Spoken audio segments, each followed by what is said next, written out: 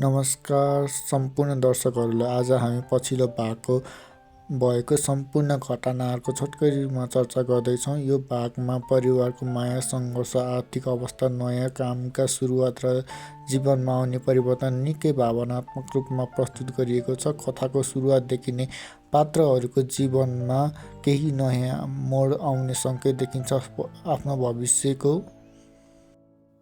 आफ्नो भविष्यको राम्रो बनाउन र परिवारलाई सहयोग गर्नका लागि काम गर्ने सोच अगाडि बढ्छ।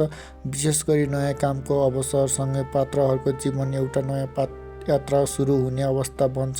यस क्रममा परिवारको माया र आशीर्वादले निकै महत्त्वपूर्ण दिएको छ। आफ्नो सन्तान नयाँ कामका लागि घरबाट बाहिर निस्कँदा आमाको मनमा खुसीसँगै चिन्ता पनि हुन्छ। तर छोराको भविष्यको राम्रो होस्, उसले मेहनत गरेर प्रगति गरोस् भन्ने आमाको चाहना सबैभन्दा ठुलो देखिन्छ।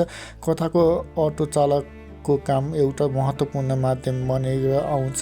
सुरुमा सामान्य रोजगारी जस्तो देखिए पनि उही काम दिन्छ। आफ्नो मेहनतबाट पैसा कमाउने र परिवारलाई सहयोग गर्ने चाहना कथाको मुख्य विषयमध्ये एक बनेको छ। तर कामको सुरुवात गर्न खोज्दा आर्थिक समस्या पनि अगाडि आउँछ। पैसा, मेहनत र पारिवारिक सम्बन्ध बिचको परिस्थिति र केही जटिल बन्छ। कसैले आफ्नो मेहनतको उचित मूल्य पाउनुपर्छ भन्ने सोच राख्छ भने कसैले सम्बन्धको कारण सहयोग गर्न खोज्छ।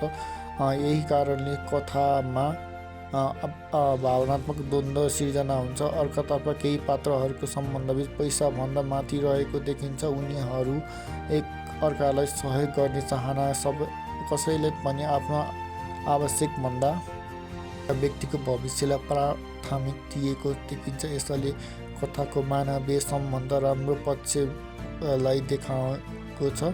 त्यसपछि नयाँ यात्राको क्रममा सुरु हुन्छ। अटो सेवा बिस्तारै जान्छ र पात्रहरूको नयाँ ठाउँ तथा नयाँ मानिसहरूसँग जोडिन थाल्छ र काम गर्दै जाँदा उनीहरूको जीवनका विभिन्न अनुभवहरू पनि प्राप्त गर्छन्। कथाको बिचतिर एउटै महत्त्वपूर्ण कुरा देखिन्छ। काम सानो वा ठुलो हुँदैन, मेहनत र इमान्दारिता ठुलो कुरो हो। पात्रहरूको आफ्नो परिस्थितिसँग हार नमानिलाई कसैले अगाडि बढाउने प्रयास गर्छन्।